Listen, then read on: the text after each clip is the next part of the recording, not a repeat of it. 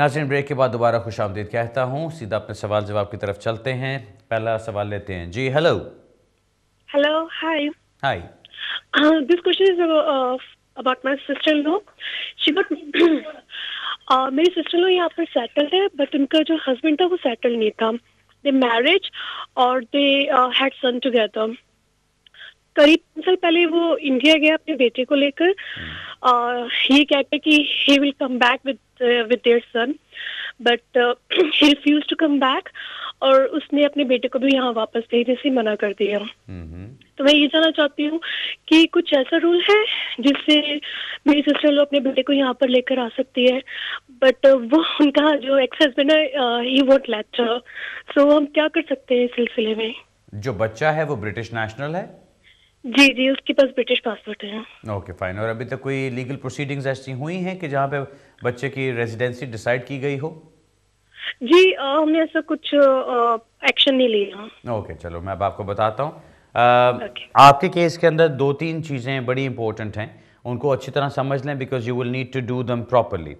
सबसे पहली बात है कि बच्चे की रेजिडेंसी डिसाइड करनी चाहिए कि बच्चे ने रेजिडेंस कहाँ पे रखना है।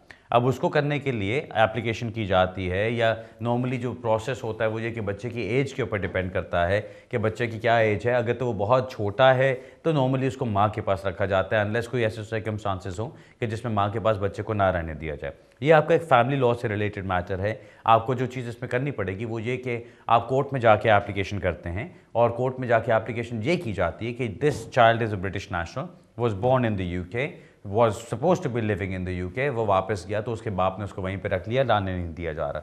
तो पहले आपको उसके लिए रेजिडेंस ऑर्डर लेना होगा, यानी आप रेजिडेंस की एप्लीकेशन डालते हैं जो आपके फैमिली कोर्ट के अंदर एप्लीकेशन जाती है। वहाँ पे जज के सामने आप सारे सर्कमस्टांसेस प्रेजेंट करते हैं, सारा एविडेंस प्रेजेंट करते हैं, और जज से आप ऑर्डर ले लेते हैं कि रेजिडेंस माँ को मिलना चाहिए। अब माँ को जब रेजिडेंस मिल जाता है तो अगर बाप बच्चे को यहाँ भेजने से इनकार करता है तो इसका मतलब वो कोर्ट के खिलाफ जा रहा है। वहाँ पे फिर आप ब्रिटिश हाई कमीशन की तरफ से भी हेल्प ले सकते हैं, जिसमें आप ये कह सकते हैं कि जी बच्चे का ब्रिटिश होना तो एक बात है, नंबर 2 बच्चे की जो रेजिडेंस ऑर्डर है वो माँ के साथ है, और अगर बाप उसको इफेक्ट नहीं देता उस ऑर्डर को तो फिर this is in contempt of court, और ये एक जुर्म वाली बात आ जाती है। तो उसमें आप फिर ब्रिटिश हाई कमीशन से रब्ता कर सकते हैं इंडिया में कि दिस इज़ द ऑर्डर, इस ऑर्डर को इम्प्लीमेंट करवाया जाए। और वहाँ पे क्योंकि बच्चा ब्रिटिश नेशनल है, ब्रिटिश हाई कमीशन के पास ये पावर होनी चाहिए कि वो वहाँ जाके बच्चे को अपनी कंट्रोल में ले लें, और उसके बाद फिर अपनी लोकल पुलिस को भी वो साथ मिलाते हैं। फिर वहाँ पे जाके बच्चे को वो कंट्रोल में अपने लेके फिर बच्चे के इंतज़ाम किया जाता है कि उसको यहाँ पे भेजा जाए।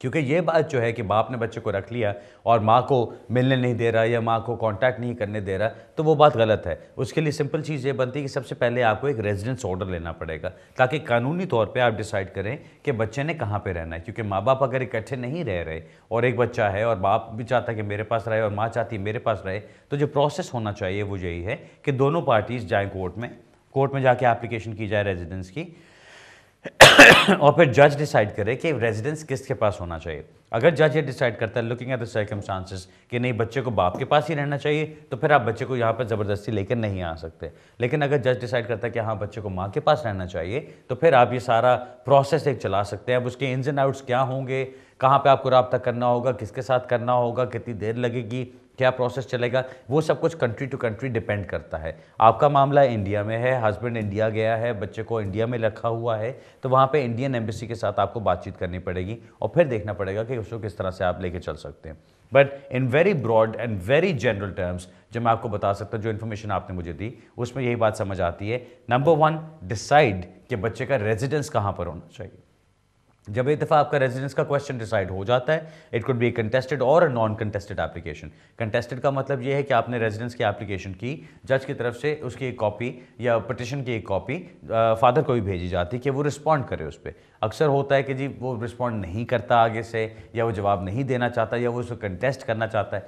अगर वो कंटेस्ट करना चाहता है तो वो रीजंस बताएगा कि क्यों वो चाहता है कि बच्चा उसके साथ रहे और माँ के साथ ना रहे, या क्यों बच्चे के बेस्ट इंटरेस्ट में ये चीज़ नहीं है। ये चीज़ याद रखें कि हर चीज़ को देखने में सबसे ज़्यादा इंपॉर्टेंस जो दी जाती है ना माँ की है ना बाप की है, सबसे ज़्यादा इंपॉर्टेंस बच्चे की है। क्या बच्चे के इंटरेस्ट में ये चीज़ है कि वो इंडिया में जाके बाप के साथ रहे, जबकि उसको माँ के साथ होना चाहिए और वो ब्रिटिश सिटीज़न है? सो ये सारे फैक्टर्स को देखते हुए फिर कोर्ट की तरफ से फैसला होगा, और वो जो कोर्ट की तरफ फैसला होता है उस फैसले को फिर इम्प्लीमेंट कराने के लिए आपको हो सकता है एम्बेसी की ज़रूरत पड़े, और वो फिर जो भी प्रोसेस होगा वो आप एम्बेसी से रब्ता करेंगे तो वहाँ से आपको बहुत अच्छा पता चल जाएगा। लेकिन बच्चे का सिर्फ ब्रिटिश नेशनल होना वो काफ़ी नहीं है, क्योंकि अगर बच्चा बहुत छोटा है, लेट्स से 2 साल का है, 3 साल का है, तो उस छोटे से बच्चे की एक अपनी कोई ऐसी सिचुएशन नहीं हो सकती कि वो एक जवाब दे कि हाँ मैं कहाँ रहना चाहता हूँ या मैं कहाँ जाना चाहता हूँ। हाँ, वो ही अगर 17-18 साल का होता या 16 साल का होता तो उसकी एक ओपिनियन होता और वो एक आवाज़ उठा सकता था कि नहीं, मैं ब्रिटिश नेशनल हूँ और मुझे मेरी मर्ज़ी के खिलाफ यहाँ पे रखा जा रहा है, मैं यहाँ से निकल जाता हूँ। वहाँ पे भी आपको एम्बेसी की तरफ से हेल्प मिल सकती है। लेकिन यहाँ पे अभी मुझे उसकी एज का नहीं पता, तो इसलिए मैं उसमें कुछ कह नहीं सकता। लेकिन जो सिचुएशन मैंने आपको बताई, generally this is the process जो आपको फॉलो करना होगा। ऑलराइट जी, बेस्ट ऑफ लक। अगला सवाल लेते हैं जी। हेलो हेलो, अस्सलाम वालेकुम। जी वालेकुम अस्सलाम। जी बुखारी साहब, सबसे पहले तो इज़हार ताज़ियत मैडम कमल के लिए, अल्लाह ताला उनके लवाहिकीन को, आप तमाम लोगों को सब्र जमील दे और उनके जन्नत, उनके दर्जात में बरकतें दे। आमीन आमीन। और दूसरी बात, असल में मेरे एक अजीज हैं, उनकी साहबजादी हैं, उनके लिए एक रिश्ता आया है एक बच्चे का जो पहले यहाँ स्टूडेंट था 7 साल तक। फिर 7 साल के बाद उसका वीज़ा एक्सपायर हो गया, फिर वो 2.5-3 साल से एक्सपायर वीज़ा के साथ है। अब वो रिश्ता तो करना चाहते हैं, बच्चा भी अच्छे कैरेक्टर का है, और लेकिन मेरे जो अजीज हैं उनके ख़ानदान में मसला ये है कि वो बच्चियों से जॉब नहीं करवाते। तो कहते हैं बच्ची तो हमारी जॉब करती नहीं है, ना हमारे यहाँ रुझान है, तो इसकी 18,600 की कंडीशन पूरी हम कर नहीं सकते। तो ये यहाँ से, क्योंकि ये लड़का तो खुद अपना खर्चा उठाता है, कमाता है अच्छा, तो ये यहीं होते हुए इसका कोई मसला वीज़े का हल हो जाएगा, कोई डिस्क्रेशनरी लीव इसको यहाँ से मिल जाएगी। ये ना हो हम इसकी शादी कर दें, कल को हमारी बेटी यहीं रह जाए, लड़के को वो आने ना दें। तो इस सूरत हाल पे थोड़ी सी रहनुमाई फरमाएं।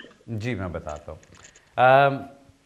आपको एक सिंपल चीज़ का ख्याल रखना है जी, वो ये कि इमिग्रेशन रूल्स जो चीज़ कहते हैं उसके अंदर आपकी अपनी पर्सनल पसंद या नापसंद का कोई जगह नहीं होती।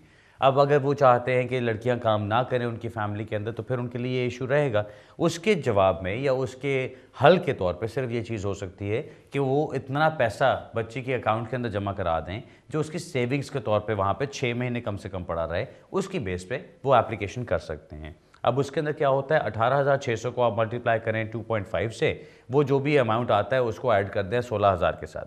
अब वो अमाउंट मेरा ख्याल है 66,000 के करीब बनता है। अब अगर 66,000 पाउंड्स उस लड़की के अकाउंट में 6 महीने पड़ा रहता है, यानी उसको वो पैसे मिल चुके हैं, जहाँ से भी वो पैसे आए डज नॉट मैटर, अगर जहाँ से भी वो पैसे आते हैं उनकी तरफ से एक लेटर लगा दिया जाता है कि ये हम इसको गिफ्ट कर रहे हैं, तो दैट्स फाइन।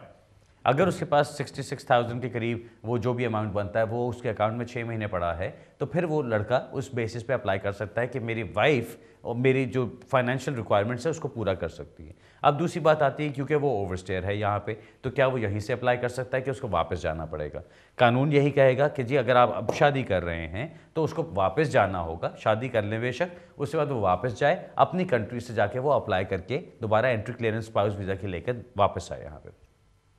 अगर सूरत यह है कि उनकी शादी हो चुकी है, उनका निकाह भी हो चुका है, वो इकट्ठे रह रहे हैं, उनका एक लाइफ चल रही है, 2 साल से ज़्यादा उनको इकट्ठे रहते हुए हो गए हैं, तो फिर सूरत ये भी बन सकती है कि वो यहीं से एप्लीकेशन करे कि हाँ जी मेरे पास ये रिक्वायरमेंट पूरी नहीं कर सकता कि मेरे पास लीगल स्टेटस हो, लेकिन मैं इंग्लिश लैंग्वेज रिक्वायरमेंट भी पूरी करता हूँ, मेरे पास इनकम की रिक्वायरमेंट भी पूरी होती है, हम 2 साल से ज़्यादा कोहैबिटेशन भी कर रहे हैं, जिसकी वजह से पता चलता है कि हमारी एक एस्टैब्लिश्ड फैमिली लाइफ है। तो उस सूरत हाल में सिर्फ और सिर्फ स्टेटस लेने के लिए मुझे वापस भेजना ज़्यादती होगी, और इस वजह से मुझे यहीं से स्टेटस दिया जाए, तो उसमें फिर उसको डिस्क्रिशनरी लीव मिल सकती है।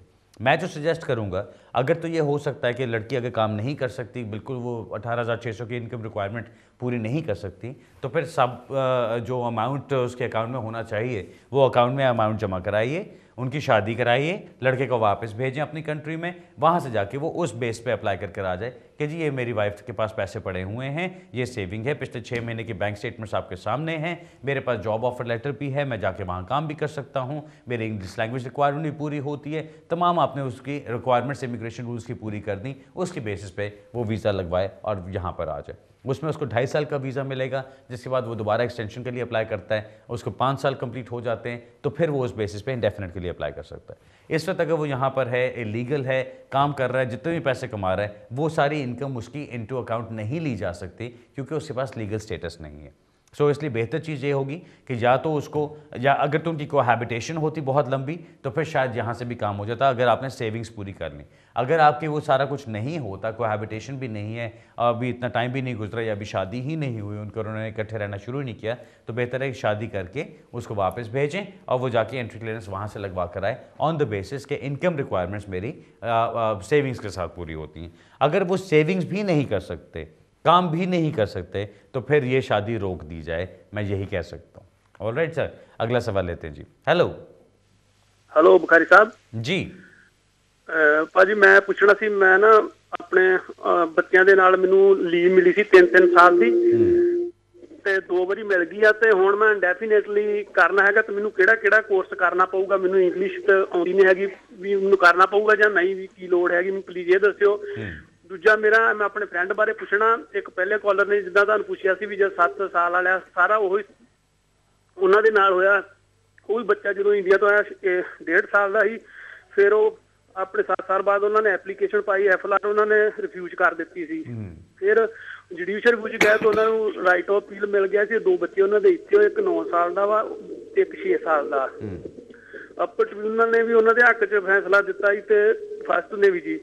ਉਹਨਾਂ ਨੂੰ ਵੀ ਹੁਣ ਕਾਫੀ ਟਾਈਮ ਹੋ ਗਿਆ ਵਾ, ਕੋਈ ਹੋਮ ਆਫਿਸ ਵੱਲੋਂ ਲੈਟਰ ਨਹੀਂ ਆਈ, ਤੁਸੀਂ ਦੱਸ ਸਕਦੇ ਉਹਨਾਂ ਬਾਰੇ ਵੀ ਕੀ ਹੋ ਸਕਦਾ ਉਹਨਾਂ ਦਾ, ਇਹਨਾਂ ਬੱਚਿਆਂ ਦਾ? ਸਰ ਜੀ, ਜਿਹੜਾ ਤੁਸੀਂ ਦੂਸਰਾ ਸਵਾਲ ਪੁੱਛਿਆ ਉਹਦਾ ਤਾਂ ਜਵਾਬ ਉਹੀ ਹੈ ਜਿਹੜਾ ਮੈਂ ਪਹਿਲੇ ਦੇ ਚੁੱਕਿਆ। ਉਹਦਾ ਮਤਲਬ ਸਿਰਫ ਇਹ ਹੈ ਕਿ ਇੱਕ ਤਾਂ ਹੋਮ ਆਫਿਸ ਨੂੰ ਸ਼ਿਕਾਇਤ ਕਰੋ, ਉਹਦੀ ਕੰਪਲੇਂਟ ਕਰੋ, ਤੇ ਦੂਜਾ ਇਹ ਕਿ ਆਪਣੇ ਜਿਹੜਾ ਤੁਹਾਡਾ ਏਰੀਆ ਦਾ MP ਹੈ, ਉਹ MP ਨਾਲ ਰਾਬਤਾ ਕਰੋ ਤੇ ਉਹਨੂੰ ਕਹੋ ਕਿ ਜੀ ਇੰਨਾ ਟਾਈਮ ਲਾ ਰਹੇ ਨੇ, ਇਹ ਚੀਜ਼ ਗਲਤ ਹੈ, ਸਾਡਾ ਫੈਸਲਾ ਵੀ ਹੋ ਚੁੱਕਿਆ ਹੈ, ਸਾਡਾ ਕੇਸ ਹੱਲ ਵੀ ਹੋ ਚੁੱਕਿਆ ਹੈ, ਜੱਜ ਨੇ ਅਲਾਉ ਵੀ ਕਰ ਦਿੱਤਾ ਹੈ, ਤੇ ਅਜੇ ਤੱਕ ਹੋਮ ਆਫਿਸ ਸਾਨੂੰ ਸਟੇਟਸ ਨਹੀਂ ਦੇ ਰਿਹਾ, ਤੇ ਉਹ ਗਲਤ ਬਾਤ ਹੈ। ठीक है, एक तो वो गल होगी। ਜਿਹੜਾ ਤੁਹਾਡਾ ਸਵਾਲ ਸੀ ਕਿ ਜੀ ਤੁਹਾਨੂੰ ਡਿਸਕ੍ਰਿਸ਼ਨ ਲੀਵ ਪਹਿਲੇ 3 ਸਾਲ ਦੀ ਮਿਲੀ, ਉਹਦੇ ਬਾਅਦ ਫਿਰ 3 ਸਾਲ ਹੋਰ ਮਿਲੀ ਤੁਹਾਨੂੰ, ਤੇ 6 ਸਾਲ ਕੰਪਲੀਟ ਹੋ ਰਹੇ ਨੇ, ਤੁਹਾਨੂੰ ਕਿਹੜਾ ਕੋਰਸ ਕਰਨਾ ਪੈਣਾ ਹੈ? ਤੁਹਾਨੂੰ ਇੱਕ ਤੇ ਤੁਹਾਨੂੰ life in the UK test ਕਰਨਾ ਪੈਣਾ ਹੈ, ਦੂਜਾ ਤੁਹਾਨੂੰ ਇੱਕ ਇੰਗਲਿਸ਼ ਲੈਂਗੁਏਜ ਟੈਸਟ ਵੀ ਕਰਨਾ ਪੈਣਾ ਹੈ, ਜਿਹੜਾ B1 ਲੈਵਲ ਤੇ ਹੋਏਗਾ। ਉਹ B1 ਲੈਵਲ ਦਾ ਮਤਲਬ ਹੈ ਕਿ ਤੁਹਾਡੀ ਇੰਗਲਿਸ਼ ਉਸ ਲੈਵਲ ਦੀ ਹੈ ਕਿ ਜਿਹਨੂੰ ਉਹ B1 ਲੈਵਲ ਦੇ ਸਕਨੇ ਆ। ਉਹਦਾ ਮਤਲਬ ਹੈ ਕਿ ਤੁਹਾਡੀ ਇੰਗਲਿਸ਼ ਕਾਫੀ ਚੰਗੀ ਹੋਣੀ ਚਾਹੀਦੀ ਹੈ, ਤੇ ਅਗਰ ਤੁਸੀਂ ਇੰਗਲਿਸ਼ ਬਿਲਕੁਲ ਹੀ ਪੈਦਲ ਹੋ ਤਾਂ ਫਿਰ ਤੁਹਾਨੂੰ ਫਿਰ ਐਕਸਟੈਂਸ਼ਨ ਲਈ ਅਪਲਾਈ ਕਰਨਾ ਪੈਣਾ, ਤੁਹਾਨੂੰ ਫਿਰ ਇੰਡੈਫੀਨਿਟ ਲੀਵ ਨਹੀਂ ਮਿਲੇਗੀ। ਬਿਹਤਰ ਚੀਜ਼ ਇਹ ਹੈ ਕਿ ਫੌਰੀ ਸ਼ੁਰੂ ਕਰੋ, ਕੋਈ ਸ਼ਾਮ ਦੀ ਕਲਾਸਿਸ ਸ਼ੁਰੂ ਕਰੋ, ਦਿਨ ਦੀ ਕਲਾਸਿਸ ਸ਼ੁਰੂ ਕਰੋ, ਸਾਰੇ ਦਿਨ ਦੀ ਕਲਾਸਿਸ ਸ਼ੁਰੂ ਕਰੋ, ਜੋ ਵੀ ਤੁਹਾਨੂੰ ਕਰਨਾ ਪੈਂਦਾ ਹੈ, ਜਾ ਕੇ ਇੰਗਲਿਸ਼ ਸਿੱਖੋ, ਇੰਗਲਿਸ਼ ਆਪਣੀ ਬਿਹਤਰ ਕਰੋ, ਤੇ ਉਹਦੇ ਬਾਅਦ ਫਿਰ ਤੁਸੀਂ ਅਪਲਾਈ ਕਰੋ ਇੰਗਲਿਸ਼ ਲੈਂਗੁਏਜ ਲਈ। ਬਿਕੋਜ਼ ਅਗਰ ਤੁਸੀਂ ਉਹ ਨਹੀਂ ਕਰੋਗੇ ਤਾਂ ਤੁਹਾਨੂੰ ਉਹਨਾਂ ਨੇ ਇੰਡੈਫੀਨਿਟ ਲੀਵ ਨਹੀਂ ਦੇਣੀ, ਉਹਦੇ ਕੀਏ ਬਗੈਰ ਤੁਹਾਡਾ ਕੰਮ नहीं होएगा। Okay sir, best of luck जी। अगला सवाल लेते हैं जी। हेलो हेलो जी, अस्सलाम वालेकुम सर। वालेकुम। हेलो जी जी, सुनना, मैं सुन रहा हूँ, बताइए। अस्सलाम वालेकुम सर। मेरे पास ना 3 साल की डिस्कशनरी लीव टू रिमेन है, और ये 3 माह बाद आगे एक्सटेंड होने वाली है, और मैं डिसेबिलिटी लिविंग अलाउंस ले रहा हूँ। ठीक है, बच्चे मेरे 3 हैं साथ में ना, 7 साल का, 4 का और 1 साल का। तो क्या क्या मुझे डॉक्यूमेंट्स चाहिए इसके लिए आगे एक्सटेंड कराने के लिए, और फीस क्या क्या है इसकी? ओके, आपने डिस्क्रिशनरी लीव आपको 3 साल की मिल चुकी है, आप आगे एक्सटेंशन के लिए अप्लाई करना चाहते हैं। ये चीज़ याद रखिए कि जिन बेसिस पे आपको डिस्क्रिशनरी लीव पहले मिली थी, आपने वही चीज़ें दोबारा दिखानी कि अभी भी वो चल रही हैं, तब आपकी एक्सटेंशन आगे होती है। नंबर 1, अगर आपने पहले बताया कि आप बहुत देर से रह रहे हैं यहाँ पे, आपके बच्चों को बहुत टाइम हो गया है, उस वजह से आपको डिस्क्रिशनरी लीव मिली है, तो आपने अब आगे भी वही चीज़ दिखानी कि देखें पहले इतना टाइम गुजर चुका था, उसके बाद अगले 3 साल भी मैंने यहीं पे गुजारे हैं। आपके पासपोर्ट से, आपके ट्रैवल डॉक्यूमेंट से, आपकी बाकी डॉक्यूमेंटेशन से चीज़ प्रूव होती है कि आप यहीं पे रहते रहे हैं, आप कोई काम करते रहे हैं, या अगर आप काम नहीं कर रहे, आप बेनिफिट्स लेते रहे हैं, जो भी चीज़ थी आप वो सब कुछ उनको दिखाते हैं। बेसिकली आपने अपने रेगुलर रेजिडेंस दिखाना है यहाँ पे पिछले 3 साल का, और अगर कोई ऐसी ख़ास चीज़ थी जिसकी वजह से आपको डिस्क्रिशनरी लीव मिली थी, तो वो ख़ास चीज़ क्या थी वो भी आपने दिखाना है। जो आपकी ये डिसेबिलिटी लिविंग अलाउंस वाली आपने बात की, वो भी ठीक है। आपको अगर 3 साल की डिस्क्रिशनरी लीव मिलती थी तो उसमें आपको तमाम बेनिफिट्स लेना अलाउड था। सो अगर आपको कोई बेनिफिट्स अलाउड थे और आप लेते रहे हैं वो, तो उसकी वजह से आपको कोई नुकसान नहीं होता, आप उसी के मुताबिक चलते रहते हैं। अब बात आती है फ़ीस की कि फ़ीस आपको कितनी है। डिस्क्रिशनरी लीव अगर आपको इस बेस पे मिली कि आपने असाइलम अप्लाई किया था और असाइलम का आपका फैसला जब इस वक्त किया गया, गौर से सुनिए, जिस वक्त आपका असाइलम का केस का फैसला किया गया उस वक्त आपको कहा गया कि नहीं जी हम आपको असाइलम तो रिफ्यूज़ करते हैं लेकिन हम आपको डिस्क्रेशन लीव देने को तैयार हैं, तो फिर तो आप फॉर्म DL यूज़ करेंगे जिसकी कोई होम ऑफिस की फ़ीस नहीं होती। लेकिन अगर आपने असाइलम अप्लाई किया था, असाइलम आपका ख़त्म हो गया, आप साइन वगैरह करते रहे, रिपोर्टिंग पे जाते रहे, अपीलें हुई वो भी ख़त्म हो गई, डिसमिस होता गया, सारा कुछ ख़त्म होता गया, फिर कुछ अरसा गुजरा, फिर जाके आपने नई एप्लीकेशन की, लेगेसी में इधर उधर जैसे तैसे करके आपको डिस्क्रेशन लीव दे दी गई, तो फिर आप ये नहीं कहेंगे कि जी आपने असाइलम किया, जिसको रिफ्यूज़ किया तो उन्होंने आपको डिस्क्रेशन लीव दे दी। नहीं, इसका मतलब ये कि आपने असाइलम भी किया था लेकिन उसकी बेस पे आपको नहीं दिया गया कुछ भी, आपका टाइम गुजरने के बाद आपके स्पेसिफिक सर्कमस्टांसेस की वजह से आपको डिस्क्रेशन लीव दी गई। अगर वो सिचुएशन है तो फिर आपको फॉर्म FLRO करना पड़ेगा। उसके लिए जब आप करेंगे तो 601 पाउंड पर पर्सन आपकी फ़ीस जाएगी। पहले होता था कि जी मेन एप्लीकेंट की फ़ीस डिफरेंट होती थी और डिपेंडेंट्स की फ़ीस डिफरेंट होती थी, लेकिन अब 601 पाउंड सबके लिए है। सो जितने एप्लीकेंट्स हैं, चाहे आप हैं, वाइफ हैं, बच्चे हैं, जितने एप्लीकेंट्स हैं, वाइफ आप और 3 बच्चे अगर हैं तो 5 लोग बन जाते हैं। वो 5 को आप सीधा मल्टीप्लाई करें 601 से और उसके मुताबिक 3005 पाउंड आपकी होम ऑफिस की फ़ीस बनेगी। Alright sir, best of luck. अगला सवाल लेते हैं जी। हेलो जी, अस्सलाम वालेकुम। वालेकुम सलाम जी। सर मैंने 15 दिसंबर को FLRM indefinite leave to remain apply किया। FLRM इंडेफिनेट लीव कैसे कर दिया आपने? मेरे पास पहले स्पाउस वीजा था 2 साल का। तो आपने सेट टाइम अप्लाई किया होगा ना सर? हाँ जी, सॉरी, सेट टाइम जी, फिर सेट टाइम अप्लाई किया। तो अभी होम ऑफिस कितना टाइम लेगा उसमें डिसीजन लेने में? आपने बाय पोस्ट अप्लाई किया कि on the same day service किया था? By post. बाय पोस्ट का आपको जो टाइम बताते हैं जनरली वो 4 से 6 महीने का, वो कहते हैं जी normally up to 6 months time लग सकता है। मेरे एक्सपीरियंस में 4 महीने के बाद आप कभी भी एक्सपेक्ट कर सकते हैं कि आपको जवाब आ जाएगा उसका। और कोई चीज़ आपने पूछनी? ओके, चले नेक्स्ट कॉल लेते जी। हेलो हेलो जी। हाँ जी, बुखारी साहब के साथ बात करनी है। जी बुखारी साहब से बात कर रहे हैं सर, बताएं। हेलो जी जी मैं बोल रहा हूँ, बुखारी बोल रहा हूँ, बताइए सर। बुखारी साहब कैसे बाजी? खैरियत जी, ठीक। मेरा एक फ्रेंड है, मैं उसके लिए पूछना था, उसको लॉन्ग लेक्सी का 2.5 साल का वीजा मिला अभी। तो उसने पूछना था कि इंडिया के जाने के लिए कोई प्रॉब्लम तो नहीं पड़ेगी? ओके, और कोई चीज? यही पूछना था। उसने ना लॉन्ग लेक्सी जो सालम सी कर ले उसलिए अप्लाई किया था पहले, तो उसी बेस में उसको 15 साल में उसको 2.5 साल का वीजा मिला अभी। ओके चलो ठीक है, मैं बताता हूँ जी। तो पूछना तो भी कैसे कि वीजा जो इंडिया जाता है तो उसको कोई प्रॉब्लम तो नहीं होगी? ओके चलो मैं बताता हूँ। देखो जब वो आया था जी शुरू में 15 साल पहले, तो उसने आके इंडेफिनेटली उसने असाइलम के लिए अप्लाई किया था।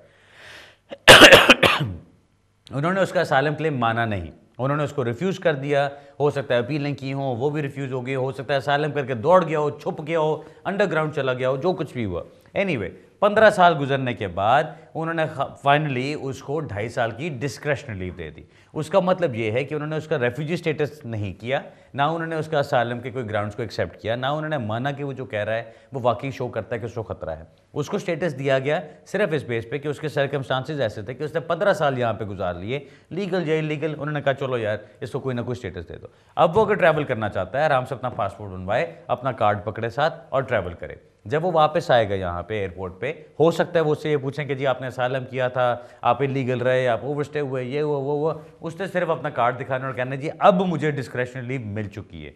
जहाँ तक असाइलम की बात है, उससे सिर्फ ये जवाब देना है कि जी मेरे पास रेफ्यूजी स्टेटस तो नहीं था, रेफ्यूजी स्टेटस हो तो मैं वापस नहीं जा सकता, मुझे तो डिस्क्रेशनरी लीव दी गई है, डिस्क्रेशनरी लीव में तो मैं वापस जा सकता हूँ। मैं सिर्फ जाके थोड़ी देर घूम फिर के वहाँ पे कुछ कॉन्टैक्ट करके अपने कुछ सॉरी आज खांसी बहुत ज़्यादा हो रही है, बस मैं कुछ देखना चाहता था, विजिट करना चाहता था इंडिया को, वो विजिट करके अब मैं वापस आ रहा हूँ, तो उसमें तो कोई मसला नहीं है, सो उसको कोई प्रॉब्लम नहीं होगी। ओके जी, अगला सवाल लेते हैं। हेलो जी। I wanted to ask, my husband came on spouse visa from Pakistan, and then he lived with me for 2 months, and then he left me, and then 3 months later, now he wants to have contact with my daughter who's 6 months old, and for the past 3 months, I don't know where he is, and whether he wants a relationship or not. But all of a sudden, I've got this through the post saying, he wants contact with my daughter. So is there anything I can do to stop him from staying here, or stop him from seeing my daughter. Okay. It's a difficulty that I often face. I'm not going to advise you on how you can get him kicked out of the UK. All I can say is that his status depends on your status. If he's come here on a spouse visa, that simply means he can only stay in this country if he is on a spouse visa or in a relationship with you. The first thing you can do is you can obviously inform the Home Office that he is no longer with you, and that means that his leave should be curtailed. Second point is that if he's got a daughter with you, then that is going to be an issue for him, because if he wants to have contact with the daughter, obviously the reason could be a number of reasons. Could be simply because of the immigration status that he's doing this, but if there's been a petition filed, you need to go into court, you need to give them the circumstances. You say that he's never tried to make an effort to have a relationship with us. He's never tried to make an effort to see the child. He's never contributed towards the life of the child. He's never contributed financially towards the child. When all those things are there, then on what basis does he feel that he has the right to get or to demand any sort of contact with the child, especially because his immigration status is in a difficulty, and he knows that if he gets a contact order with the child, the first thing he's going to do is he's going to make an application to the Home Office and say, well, my wife and I did not get along very well, so cancel my spouse visa or do whatever you want to do with it. But I have a child and I have a contact order from the court that says that I can see the child, and therefore I should be allowed to stay here. And then he will get some sort of a discretionary leave on that basis. Now, once he gets it, if he's again not interested in the child's life, then that'll show very, very quickly. And on that basis, again, you can make an application. Okay, it's very difficult for me to actually tell you what to do and how to get him out of here. But I think what I've just done is given you all the legal basis of everything that needs to be done and how it's supposed to be carried out. What I would suggest is that you should contest the application if you feel that he's not really playing a part in the child's life, and all that he's doing is trying to find some way of staying in the UK. Then I would suggest that you go and contest the application properly. Please don't take any little mummy daddy kind of solicitor with you. Take somebody who is vocal, take somebody who can talk for you and can go and actually give him hell in court. All right, best of luck with that. मैं उर्दू में जल्दी से बता दूं जी, इनका सवाल क्या था, शायद और किसी को सुनने वालों को भी मदद हो जाए। स्पाउस वीज़ा पे इनका हस्बैंड आया, आके 2 महीने इनके साथ रहा और उसके बाद गायब हो गया। अब बच्ची इनकी है 6 महीने की। अब इनको आउट ऑफ द ब्लू 3-4 महीने के बाद एक लेटर आ गया है जिसमें इनको बताया गया है कि बाप अपनी बच्ची के साथ कांटेक्ट करना चाहता है। अब इनको मैं ये बता रहा हूँ कि हो सकता है बाप कांटेक्ट के लिए एप्लीकेशन सिर्फ इसलिए कर रहा हो कि उसको यहाँ पे इमिग्रेशन स्टेटस मिल जाएगा। अगर ये कल को जाके कोर्ट में पूरा कंटेस्ट करती हैं इस एप्लीकेशन को और जाके कहती हैं कि जी मेरी बच्ची है, मैं उसके साथ बाप का कॉन्टैक्ट इसलिए नहीं होने देना चाहती कि बाप सीरियस नहीं है कॉन्टैक्ट रखने में, तो उसमें फिर कोर्ट की तरफ से भी उस चीज़ को रिकग्नाइज़ किया जाता है। क्योंकि अगर ये जाके बताती हैं कि जी बच्ची से कभी मिला नहीं, बच्ची के साथ मिलने की कोशिश नहीं की, मेरे साथ रब्ता नहीं किया, मेरे साथ मिलने की कोशिश नहीं की, कोई लेटर्स, कोई कार्ड्स, कोई बच्ची की तरफ कोई फाइनेंशियल हेल्प करना, कोई ऐसी चीज़ नहीं की। अब आउट ऑफ द ब्लू एकदम उसको ख्याल आया, किसी ने बताया होगा, किसी मेरे जैसे वकील ने बताया होगा कि अगर आपकी बच्ची है तो उसकी बेस पे, कॉन्टैक्ट की बेस पे आपको यहाँ पे स्टेटस मिल सकता है, तो शायद उसने जाके उस बेसिस पे अप्लाई कर दिया हो। सो कहने का मतलब ये है कि सिर्फ एक बच्चे का हो जाना इसकी ज़मानत नहीं है कि आपको कॉन्टैक्ट ऑर्डर मिल जाएगा और साथ आपको इमिग्रेशन स्टेटस मिल जाएगा। बहुत सारी चीज़ें और होती हैं बीच में जो आपको दिखानी होती हैं, जिससे प्रूव होता है कि आप जेन्युइनली बच्चे के साथ कॉन्टैक्ट रखना चाहते हैं।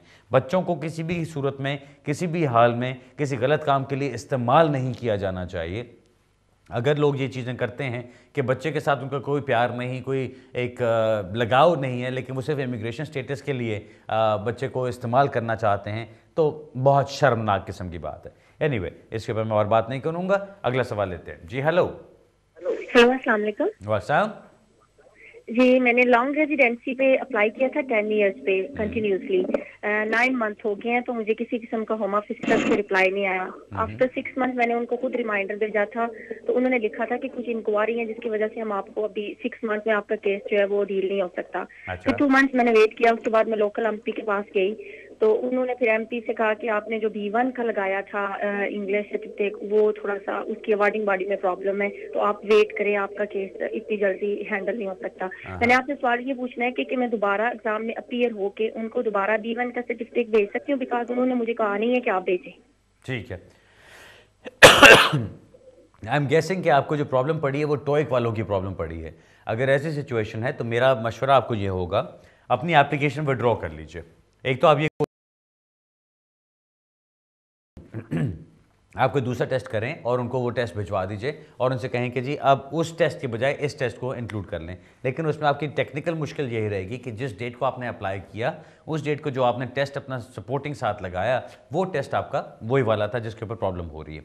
तो दूसरी सूरत आप ये कर सकते हैं कि आप वो एप्लीकेशन विड्रॉ करें और आप एक नई एप्लीकेशन डाल दीजिए। ये मैं किस लिए कह रहा हूँ, क्योंकि 10 साल का जब आपका टाइम पीरियड कंप्लीट हो जाता है, वो आप यूँ समझें कि वो आपका एक पैकेज कंप्लीट हो गया जिसको आपने रिबन बांध के अपनी जेब में डाल लिया। अब वो आपके पास है, आप जब भी इस्तेमाल करना चाहें उसको इस्तेमाल कर सकते हैं। ओके, सो इसलिए अगर आप अपनी एप्लीकेशन विड्रॉ करती हैं, जो 10 साल आपके कंप्लीट हो चुके हैं वो आपके हो चुके हैं। सो आप एप्लीकेशन विड्रॉ कीजिए, नया इंग्लिश लैंग्वेज टेस्ट लगाइए, नई एप्लीकेशन बना के उसको फिलअप करके आप वो एप्लीकेशन सबमिट कराएं। उनसे कहें कि जी वो पहले वाला टेस्ट में आपको कुछ शक है, शुबात है, जो भी प्रॉब्लम है उसको छोड़ दो। अब ये मैंने नया टेस्ट कर लिया जो प्रूव करता है कि मेरी इंग्लिश बिल्कुल उस लेवल की है जिस लेवल की होनी ज़रूरी है। सो अब मैं वो टेस्ट आपको सबमिट करा रही हूँ, उसकी बेस पे मुझे फैसला करके दिया जाए। और अगर आपको ये फिक्र है कि जी वो 10 साल आपके कंटिन्यूस हैं, ये है वो 10 साल कंटिन्यूस अगर आपने कंप्लीट कर ली, जिस तरह मैंने शुरू में बताया, वो आपका एक पैकेट बन गया जिसको आपने बंद कर लिया। अब वो आपके पास महफूज है जिसको आप कभी भी इस्तेमाल कर सकते हैं।